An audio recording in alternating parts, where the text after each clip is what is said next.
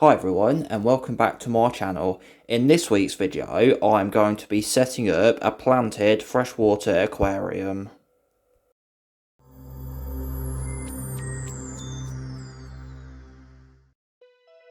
So I've already gone ahead and installed the background. It's best to do this when the tank's still empty, and I'll link a video above how to do that if you're interested.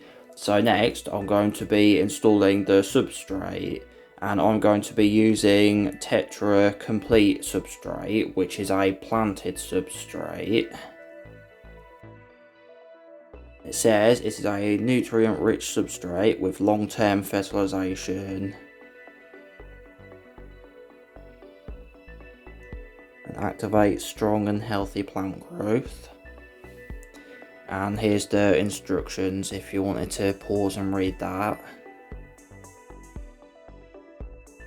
So what you do with this particular type of substrate is you put it in the bottom of the aquarium and then you cover it up with a layer of normal substrate, so you can use gravel or sand or whatever you like, and then this underneath will provide nutrients for their plants and for their roots to grow into.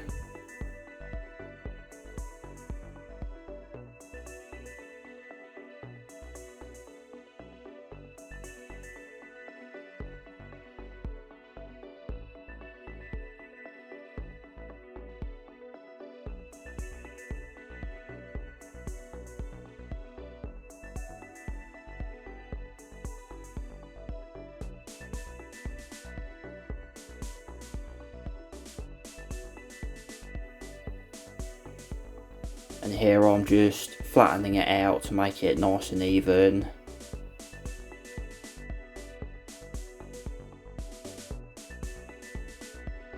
And here I have my inert substrate to go on top of the planted substrate. Here I'm just using regular fine aquarium gravel. I decided to go with a fine gravel as it would help keep the plants in place.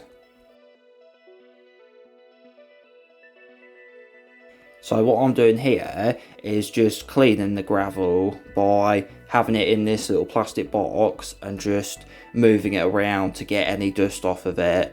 But it does say on the bag that it's pre-rinsed and requires minimal rinsing, so this probably isn't necessary, but I just like to be thorough.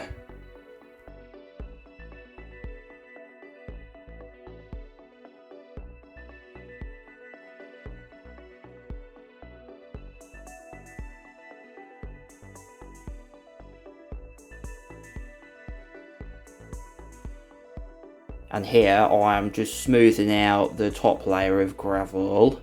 It's a good idea to have it slightly lower in the front and then higher towards the back, as this will make it easier to see your decorations towards the back of the tank.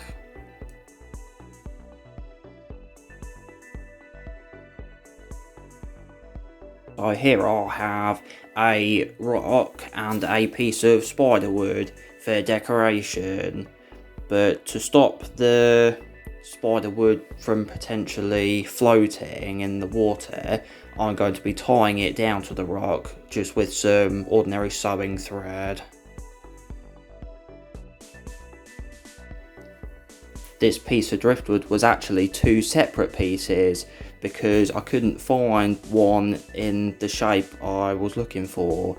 So that's a good tip for you. If you can't find one that exactly matches your needs, you can just get two and attach them together with glue.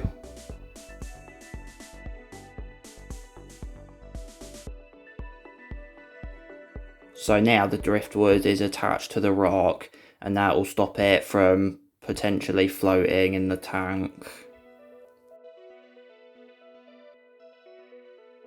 It's a good idea to test fit your decorations before filling it with water or attaching plants to it, just to make sure you know where you want to put everything beforehand.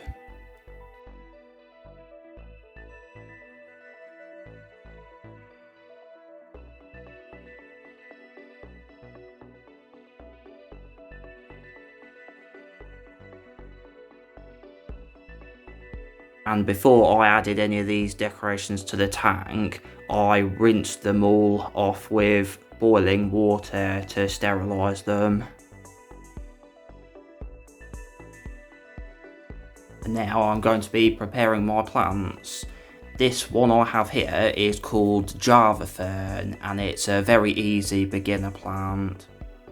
And I'm going to be taking the rock wool off to expose the roots so we can attach it to the piece of driftwood.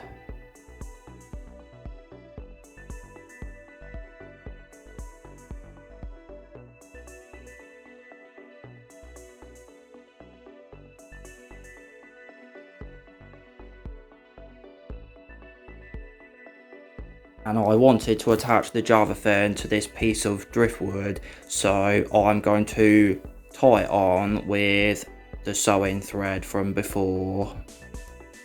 And you can also use super glue to do this as well, but my bottle had just run out, so I'm going to be using the thread this time.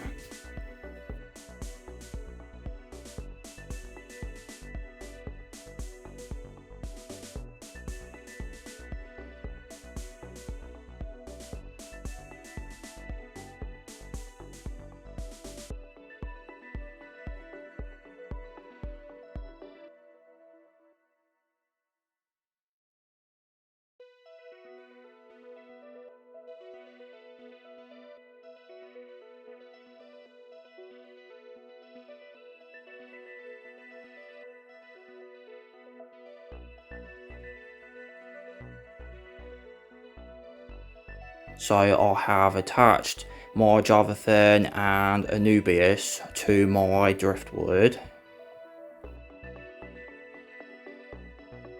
I think all those little roots on the spiderwood will make a great place for the Anubias to grow onto and fully cover, hopefully. I have Anubias Nana at the bottom and then a bigger type of Anubias on top. And for a carpeting plant to go into the substrate, I chose dwarf hairgrass, as this is also an easy beginner plant and it is apparently quite a fast growing and easy to maintain plant as well.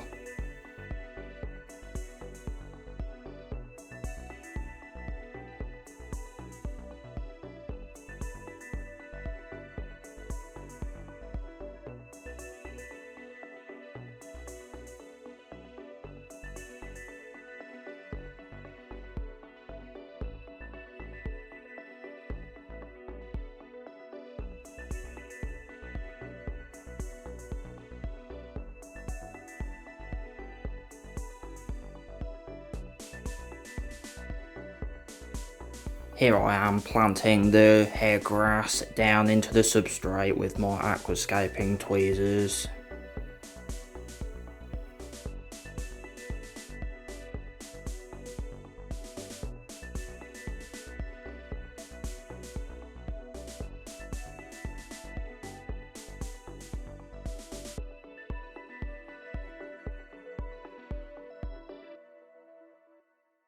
If you're enjoying the video so far, don't forget to click the like button and subscribe to my channel too. I release a brand new video every Monday.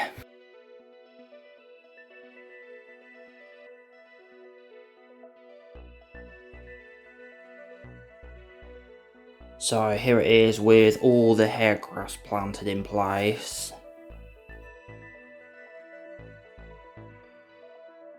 I'm hoping that it will carpet the entire bottom of the tank. I think that'll look really good.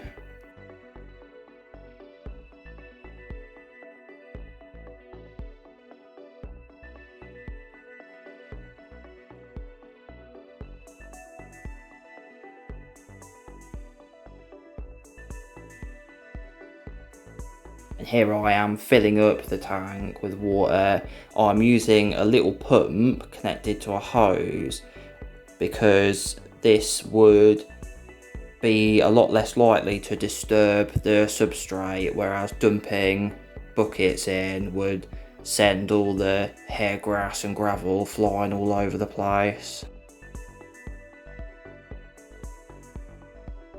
And of course I'm going to be using a water conditioner to remove the chlorine from the water to make it safe for our fish and plants. I'm also going to be adding bottled beneficial bacteria to kickstart the nitrogen cycle, but I already have a cycled filter as well. This is very important when starting a new tank to prevent what's known as new tank syndrome.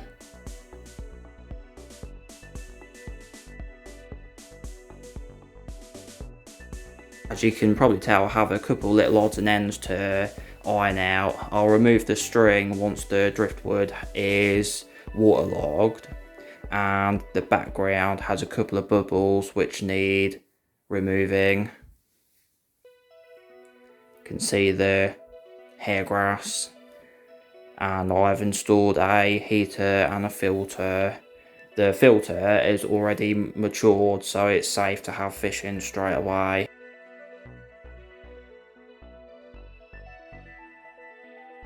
So that's the setup pretty much done, and I'll be back tomorrow with an update. The next day. So it is now the next day, and you can see the water has gone all cloudy, but this is totally normal for a new tank.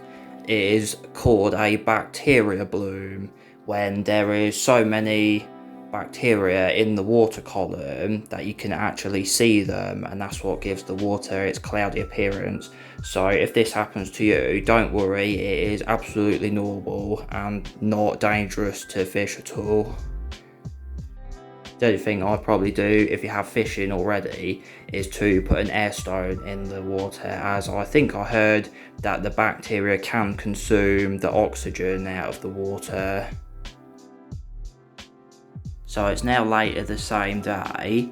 I decided to increase the bio load a little bit by taking out the 2 little baby platies and putting in my 3 zebra danios, just to help kickstart the nitrogen cycle a bit better, but not too much as to pollute the tank. But it's always a good idea to test the new tank every day with a ammonia test kit. Plus I really do like the little baby platies that I have, so I thought just to be on the safe side I'd keep them out of the new tank for now until it's totally stable, just in case anything happened. Ordinarily I wouldn't normally recommend having fish in a brand new tank. I would normally do a fishless cycle with ammonia from a bottle, even with the bottled bacteria. But in my case, I already have the filter, which is mature. So I'll be back with another update tomorrow. So it's now been 2 days and the water has cleared up significantly. So it doesn't take long for a bacteria bloom to go away. It, just like a fire, it just burns itself out. I have done a few touches, like gotten the bubbles out of the background, and I've removed the string from the driftwood as well, because you can tell by its changed colour that it's now waterlogged and it won't be floating up.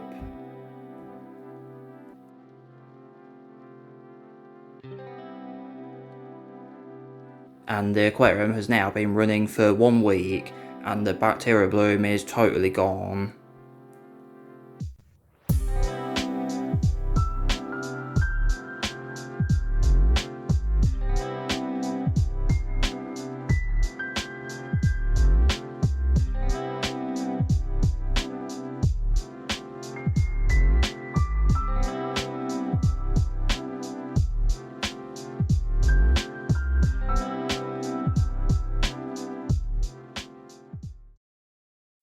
So I hope you enjoyed this video. If you did, make sure you click the thumbs up button, and if you're interested, why not subscribe to my channel too. I release a brand new video every Monday, and I'll have another couple of videos for you to check out as well. Thanks for watching, and I'll see you in the next video.